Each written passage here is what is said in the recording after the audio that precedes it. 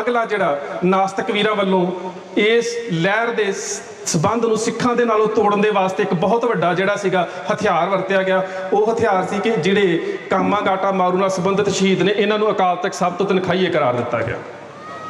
ਹੁਣ ਮਾਫ ਕਰਨਾ, ਜੇ ਅੱਜ ਦਾ ਜਥੇਦਾਰ ਸਰਸੇ ਵਾਲੇ ਸਾਧ ਨੂੰ ਮਾਫੀ ਦਿੰਦਾ ਤੇ ਕੀ ਅਸੀਂ ਉਸ ਨਾਲ ਸਹਿਮਤ ਹੋ ਜਾਂਦੇ? ਅਸੀਂ ਕਿਉਂ ਨਹੀਂ ਸਹਿਮਤ ਹੁੰਦੇ? ਕਿਉਂਕਿ ਸਾਨੂੰ ਪਤਾ ਹੈ ਕਿ ਜਿਹੜਾ ਅੱਜ ਦਾ ਜਥੇਦਾਰ ਹੈ ਉਹ ਕਿਸੇ ਨਾ ਕਿਸੇ ਤਰ੍ਹਾਂ ਦੇ ਨਾਲ ਇੱਕ ਰਾਜਸੀ ਜਿਹੜੀ ਧਿਰ ਹੈ ਉਹਦਾ ਇੱਕ ਕਠਪੁਤਲੀ ਬਣ ਚੁੱਕਾ ਹੈ।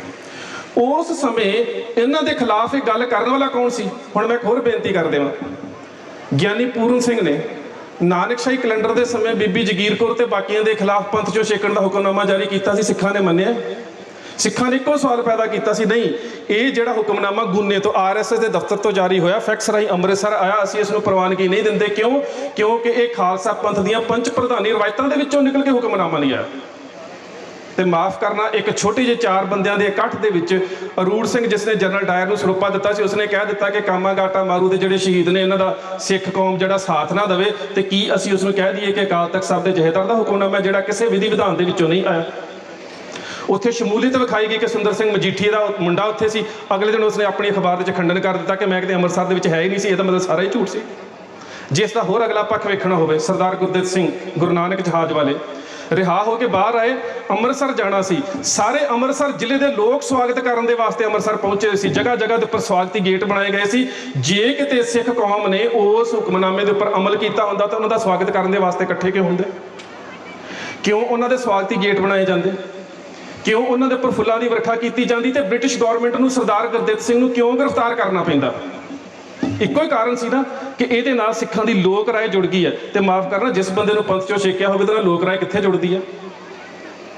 ਜੇ ਸੱਚਮੁੱਚ ਹੀ ਸਿੱਖ ਵਿਧੀ ਵਿਧਾਨ ਦੇ ਦਾਇਰੇ ਦੇ ਵਿੱਚੋਂ ਕੱਢ ਕੇ ਹੁਕਮਨਾਮਾ ਜਾਰੀ ਹੋਇਆ ਹੁੰਦਾ। ਸੋ ਇਹ ਕੇਵਲ ਤੇ ਕੇਵਲ ਸਿੱਖਾਂ ਦੀਆਂ ਧਾਰਮਿਕ ਸੰਸਥਾਵਾਂ ਦੇ ਉੱਪਰ ਇੱਕ ਬੌਧਿਕ ਹਮਲਾ ਕਰਨ ਦਾ ਇੱਕ ਪੱਖ ਸੀ ਕਿ ਸਿੱਖਾਂ ਨੇ ਇਸ ਮੂਵਮੈਂਟ ਦੀ ਵਿਰੋਧਤਾ ਕੀਤੀ ਹੈ, ਜਦੋਂ ਕਿ ਕੀਤੀ ਹੀ ਨਹੀਂ, ਕਿਉਂਕਿ ਇਹ ਲਹਿਰ ਹੀ ਸਾਡੀ ਸੀ, ਇਹ ਸਾਡੇ ਵਡੇਰਿਆਂ ਦੀ ਲਹਿਰ ਸੀ।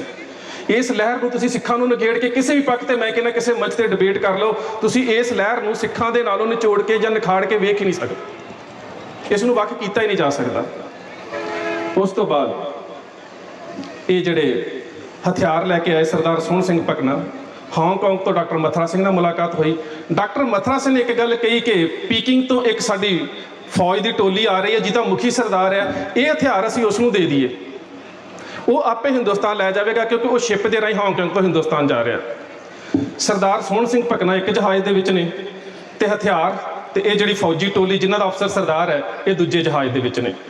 ਸਰਦਾਰ ਸੋਹਣ ਸਿੰਘ ਭਕਨਾ ਨੂੰ ਬੜੀ ਖੁਸ਼ੀ ਸੀ ਕਿ ਹੁਣ ਤੇ ਬੜੀ ਸੁਰੱਖਿਅਤ ਤਰੀਕੇ ਦੇ ਨਾਲ ਇਹ ਹਥਿਆਰ ਪਹੁੰਚਣਗੇ। ਮਾਫ ਕਰਨਾ, ਉਹਨਾਂ ਹੀ ਜਹਾਜ਼ਾਂ ਦੇ ਵਿੱਚ ਮਨੀਲਾ ਤੋਂ ਹਾਂਗਕਾਂਗ ਹੁੰਦੇ ਸਰਦਾਰ ਰਹਿਮਤ ਅਲੀ ਜੀ ਜਿਹੜੇ ਮੌਲਾ ਬਖਸ਼ ਦੇ ਪੁੱਤਰ ਤੇ ਫਜ਼ਰਦੀਨ ਦੇ ਪੋਤਰੇ ਸੀ, ਉਹ ਵੀ ਉਸੇ ਜਹਾਜ਼ ਦੇ ਰਾਹੀਂ ਆਏ ਸੀ। ਜਦੋਂ ਇਹ ਜਹਾਜ਼ ਸਿੰਗਾਪੁਰ ਪਹੁੰਚੇ ਤੇ ਦੂਸਰੀ ਸੰਸਾਰ ਜੰਗ ਦੇ ਕਰਕੇ ਉਸੇ ਵੇਲੇ ਜਿਹੜਾ ਫੌਜੀਆਂ ਵਾਲਾ ਜਹਾਜ਼ ਸੀ ਉਹਨੂੰ ਇੰਸਟਰਕਸ਼ਨ ਆ ਗਿਆ ਕਿ ਤੂੰ ਇੰਡੀਆ ਨਹੀਂ ਜਾਣਾ, ਤੂੰ ਫਰਾਂਸ ਜਾਣਾ ਹੈ। ਜਿਸ ਕਰਕੇ ਸਰਦਾਰ ਸੋਹਣ ਸਿੰਘ ਭਕਨਾ ਕਹਿੰਦੇ ਕਿ ਮੇਰੀ ਰੂਹ ਦਾ ਸਕੂਨ ਉੱਡ ਗਿਆ, ਮੇਰਾ ਲੱਕ ਟੁੱਟ ਗਿਆ, ਕਿਉਂਕਿ ਹਥਿਆਰ ਜਿਹੜੇ ਹਿੰਦੁਸਤਾਨ ਆਉਣੇ ਸੀ ਉਹ ਫਰਾਂਸ ਚਲੇ ਗਏ। ਇਹ ਸਭ ਤੋਂ ਵੱਡੀ ਇਤਫਾਕਨ ਇੱਕ ਇਵੇਂ ਦਾ ਰੀਜ਼ਨ, ਇੱਕ ਇਵੇਂ ਦਾ ਕਾਰਨ ਬਣਿਆ ਜਿਸ ਨੂੰ ਕੋਇਨਸੀਡੈਂਸ ਕਹਿ ਦਿੰਦੇ ਆਪਾਂ। ਇਵੇਂ ਦਾ ਬਣਿਆ ਕਿ ਜਿਹੜੇ ਹਥਿਆਰ ਪੰਜਾਬ ਦੀ ਮੂਵਮੈਂਟ ਵਾਸਤੇ ਵਰਤਣੇ ਜਾਣੇ ਸੀ, ਜਿਹੜੀ ਹਰ ਸਾਡੀ ਜਿਹੜੀ ਇੱਥੇ ਹਰ ਬਗਾਵਤ, ਹਰ ਜਿਹੜੀ ਫੌਜੀਆਂ ਦੇ ਅੰਦਰ ਬਗਾਵਤ ਦੀ ਘਟਨਾ ਫੇਲ ਹੋਈ, ਉਹਦਾ ਸਭ ਤੋਂ ਵੱਡਾ ਰੀਜ਼ਨ ਸੀਗਾ ਕਿ ਜਿਹੜੇ ਮੌਕੇ ਦੇ ਉੱਪਰ ਹਥਿਆਰ ਨਾ ਪਹੁੰਚ ਸਕੇ। ਜੇ ਕਿਤੇ ਇਹ ਹਥਿਆਰ ਪਹੁੰਚ ਜਾਂਦੇ, ਉਸ ਜਹਾਜ਼ ਨੂੰ ਫਰਾਂਸ ਜਾਣ ਦਾ ਹੁਕਮ ਨਾ ਮਿਲਦਾ, ਤਾਂ ਸ਼ਾਇਦ ਇਸ ਵਰਤਾਰੇ 'ਚੋਂ ਸਾਨੂੰ ਨਾ ਲੰਘਣਾ ਪੈਂਦਾ। ਸੋ ਇਹ ਗਦਰੀ ਬਾਬੇ ਜਿਹੜੇ ਆਏ, ਸਰਦਾਰ ਜਿਹੜਾ ਪਹਿਲਾ ਗਰੁੱਪ ਆਇਆ ਸੋਹਣ ਸਿੰਘ ਭਕਨਾ ਹੋਣੀ, ਇਹਨਾਂ ਨੇ ਜਦੋਂ ਅਮਰੀਕਾ ਤੋਂ ਵੱਖ-ਵੱਖ ਸਟੋਰਾਂ ਤੋਂ ਹਥਿਆਰ ਖਰੀਦੇ, ਮੁਖਬਰੀ ਉਦੋਂ ਹੋ ਚੁੱਕੀ ਸੀ।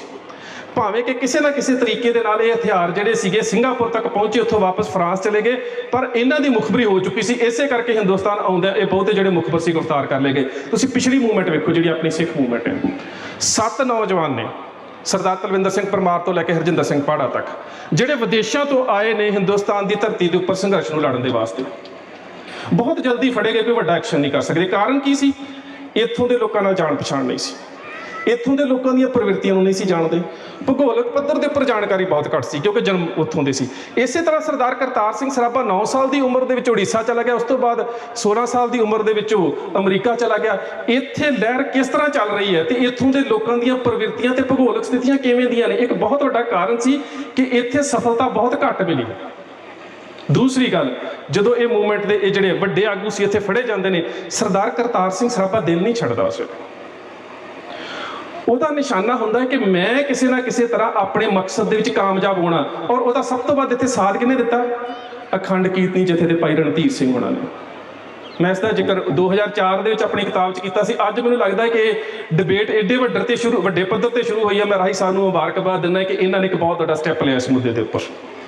ਅੱਜ ਜੇ ਜਾਗਰੂਕਤਾ ਆਈ ਹੈ ਕਿ ਗਦਰ ਲਹਿਰ ਜਿਹੜੀ ਸਿੱਖਾਂ ਦੀ ਲਹਿਰ ਸੀ ਔਰ ਅਸੀਂ ਇਸ ਨੂੰ ਇਤਿਹਾਸ ਦੇ ਵਿੱਚ ਇੱਕ ਨਾਮਕਰਨ ਤੇ ਦੇ ਕੇ ਇੱਕ ਸਥਾਨ ਦੇਣਾ ਹੈ, ਤੇ ਮੈਂ ਸੋਚਦਾ ਕਿ ਅੱਜ ਜਿਹੜਾ ਇਸ ਇਤਿਹਾਸਕਾਰੀ ਦੀ ਬਹੁਤ ਵੱਡੀ ਮੂਵਮੈਂਟ ਦਾ ਮੁਲਾਂਕਣ ਕਰਨ ਦਾ ਜਿਹੜਾ ਰੁਝਾਨ ਪੈਦਾ ਹੋਇਆ, ਉਹਦੇ ਵਾਸਤੇ ਵਧਾਈ ਦੇ ਹੱਕਦਾਰ ਨੇ। ਅਗਲੀ ਗੱਲ, ਫੈਸਲਾ ਕੀਤਾ ਗਿਆ ਛਾਉਣੀਆਂ ਲੁੱਟੀਆਂ ਜਾਣਗੀਆਂ, ਬਗਾਵਤ ਕਰਾਈ ਜਾਵੇਗੀ। ਇਹ ਦੂਸਰੀ ਵਾਰ ਮੀਆਂ ਮੀਰ ਛਾਉਣੀ ਦੀ ਬਗਾਵਤ ਸੀ। ਇੱਕ ਬਗਾਵਤ ਇਹੋ ਜਿਹੀ ਹੈ ਜਿਹੜੀ ਸਿੱਖਾਂ ਦੇ ਮੱਥੇ ਦੇ ਉੱਪਰ ਕਲੰਕ ਹੈ। ਇਹ ਦੂਸਰੀ ਬਗਾਵਤ ਸੀ ਜਿਹੜੀ ਹਥਿਆਰਾਂ ਦੀ ਘਾਟ ਕਰਕੇ ਨਾਕਾਮ ਹੋ ਗਈ। ਮੈਂ ਪਹਿਲੀ ਬਗਾਵਤ ਦੀ ਗੱਲ ਕਰਦਾ ਹਾਂ। ਮਈ 1857 ਮੀਆਂ ਮੀਰ ਛਾਉਣੀ ਦੇ ਵਿੱਚ 26 ਬੰਗਾਲ ਰੈਜੀਮੈਂਟ ਸੀ। 26 ਬੰਗਾਲ ਦਾ ਰਸਾਲਾ। ਇਹ ਰਸਾਲਾ ਉਹ ਸੀ ਜਿਹੜਾ ਅੰਗਰੇਜ਼ਾਂ ਦੇ ਵੱਲੋਂ ਲੜਿਆ ਸੀ ਸਿੱਖਾਂ ਦੇ ਖਿਲਾਫ। ਇਹ ਪੂਰਬੀ 70 ਨੈਟਿਵ ਇਨਫੈਂਟਰੀ, 71 ਬਟਾਲੀਅਨ ਤੇ 26 ਬੰਗਾਲ, ਇਹ ਉਹ ਰੈਜੀਮੈਂਟ ਸੀਗੀਆਂ ਜਿਹੜੀਆਂ ਸਭਰਾਵਾਂ, ਮੁਦਕੀ, ਚੇਲਿਆਂਵਾਲਾ ਤੇ ਫਿਰੋਜ਼ਪੁਰ ਤੇ ਫੇਰੂਸ਼ਾ ਇਹਨਾਂ ਲੜਾਈਆਂ 'ਚ ਸਿੱਖਾਂ ਦੇ ਖਿਲਾਫ ਲੜੀਆਂ ਸੀ। ਇਹ ਉਹ ਬਟਾਲੀਅਨਾਂ ਸੀ, ਇਹ ਉਹ ਪਲਟਨਾਂ ਸੀ ਜਿਨ੍ਹਾਂ ਦੇ ਹੱਥੋਂ ਸਰਦਾਰ ਸ਼ਾਮ ਸਿੰਘ ਅਟਾਰੀ ਸ਼ਹੀਦ ਹੋਏ। ਇਹ ਉਹ ਪਲਟਨਾਂ ਸੀ ਜਿਨ੍ਹਾਂ ਨੇ ਸਿੱਖਾਂ ਨੂੰ ਨਿਹੱਥੇ ਕਰਕੇ ਪੰਜਾਬ ਦੇ ਵਾਰਸ ਹੋਣ ਤੋਂ ਵਾਂਝੇ ਕਰ ਦਿੱਤਾ। ਇਹ ਉਹ ਪਲਟਨਾਂ ਸੀ ਜਿਸ ਵੇਲੇ ਸਿੱਖ ਫੌਜਾਂ ਹਾਰ ਗਈਆਂ, ਇਹਨਾਂ ਨੇ ਪਿੰਡਾਂ 'ਚ ਜਾ ਕੇ ਗਰੀਬ ਬੱਚੀਆਂ ਦੇ ਨਾਲ ਬਲਾਤਕਾਰ ਕੀਤੇ। ਇਹ ਉਹ ਪਲਟਨਾਂ ਸੀ। ਅਖੀਰ ਪ੍ਰਕਾਸ਼ ਪਾਂਡੇ ਦੀ ਚੁੱਕ 'ਚ ਆ ਕੇ ਇਹਨਾਂ ਨੇ ਮਈ ਦੇ ਵਿੱਚ ਬਗਾਵਤ ਕੀਤੀ, ਪਰ ਉਸ ਵੇਲੇ ਇਹਨਾਂ ਦੇ ਸਰਜੈਂਟ ਨੂੰ ਪਹਿਲਾਂ ਹੀ ਪਤਾ ਲੱਗ ਚੁੱਕਾ ਸੀ। ਉਹਨੇ ਇਹਨਾਂ ਨੂੰ ਹਥਿਆਰਾਂ ਤੋਂ ਰਹਿਤ ਕਰ ਦਿੱਤਾ, ਹਥਿਆਰ ਜਮ੍ਹਾਂ ਕਰਾ ਲਏ। ਪਰ ਇਹਨਾਂ ਨੇ ਫਿਰ ਵੀ ਇੱਕ ਸਰਜੈਂਟ ਦਾ ਕਤਲ ਕਰ ਦਿੱਤਾ ਬਗਾਵਤ ਕਰਕੇ। ਪਹਿਲਾਂ ਇਹਨਾਂ ਨੇ ਸਭਰਾਵਾਂ ਦੇ ਕੋਲੋਂ ਦਰਿਆ ਨੂੰ ਪਾਰ ਕਰਕੇ ਪੰਜਾਬ ਵਾਲੇ ਪਾਸੇ ਆਉਣ ਦੀ ਕੋਸ਼ਿਸ਼ ਕੀਤੀ ਹੈ, ਉੱਥੇ ਨਾ ਆ ਸਕੇ। ਅੰਮ੍ਰਿਤਸਰ ਦਾ ਡਿਪਟੀ ਕਮਿਸ਼ਨਰ ਉਸ ਵੇਲੇ ਫੈਡਰਿਕ ਕੂਪਰ ਸੀ। ਇਹਨਾਂ ਅਜਨਾਲੇ ਦੇ ਨੇੜੇ ਰਾਵੀ ਦਰਬਾਰ ਨੂੰ ਪਾਰ ਕੀਤਾ ਕਿ ਝੱਲ ਦੇ ਵਿੱਚ ਬੈਠ ਗਏ।